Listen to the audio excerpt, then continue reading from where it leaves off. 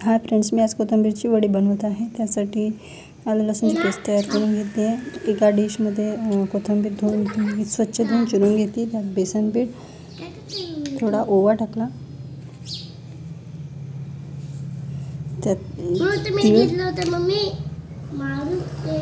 लसूण मिरचीची पेस्ट,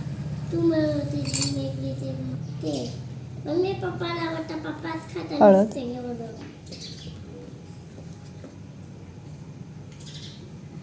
थोडं लाल तिखट,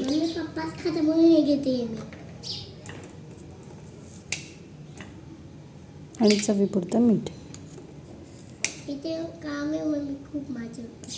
ते सर्व मिक्स करून त्याचा गोळा तयार करून घेतला. ते आता आपण वाफवून घेणार आहे. एका कढईत मी पाणी ठेवून त्यावर जाळी ठेवली आहे. त्याला तेल लावून घेतलं. ते